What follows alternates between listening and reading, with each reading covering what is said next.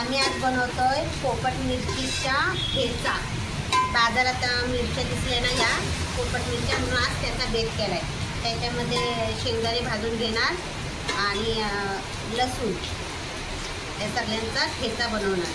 हे काय तिखट नसतात? तिखट नसतात, पण भाकरीची खायला एकदम मस्त लागतं।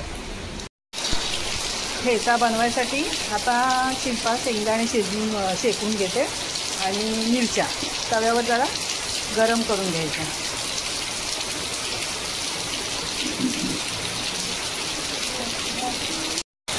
शेंगदाणे झाले शेकून, धागे एवढा पाऊस पडतोय। आता मिरच्या शेकवायच्या।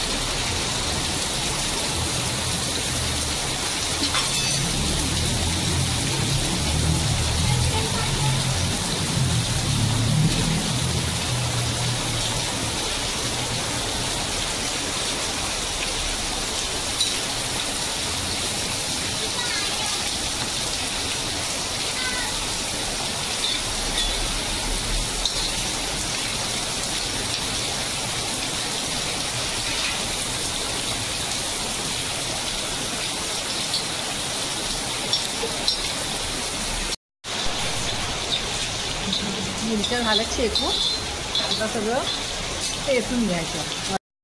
आता शिल्पाचं काम चालू झाले, मिरच्या शेकून घेते।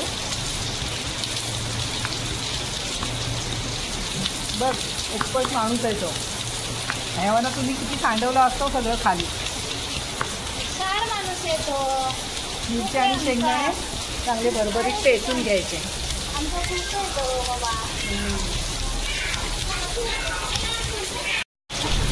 चेचून झाले मिरच्या आणि शेंगदाणे एकत्र की त्यांना फोडणी देणार आहे ना। तेल जिरे टाकून ह्याची फोडणी करून घेतोय। तेल चांगलं तापलंय,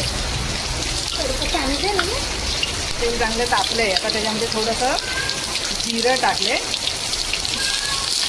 7-8 पानं कढीपत्त्याची टाकायची आणि हा सगळा वाटलेला ठेचा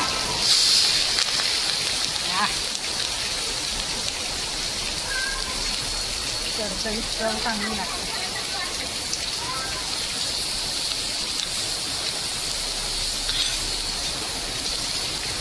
एवढा भारी लागतो ना, नक्की करून बघा।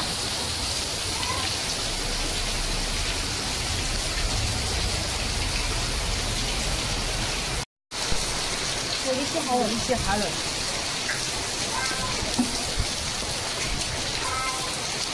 आणि मीठ अंदाजाने।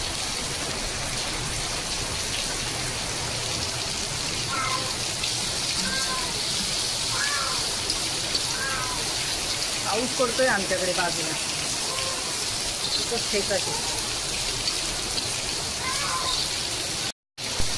वरनं लिंबू पिळून घ्यायचा, म्हणजे ठेच्याला चांगली चव लागते, आंबट तिखट।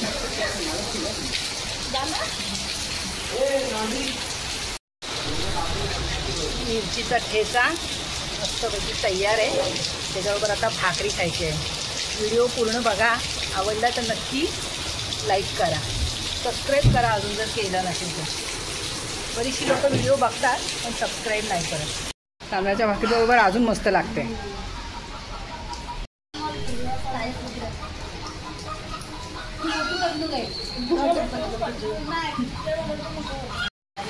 शीतल खाल्लीस काय? कसा झाला ठेचा? मस्त झाला, एकदम भारी। त्या काय मिरच्या तिखट नसतात ना?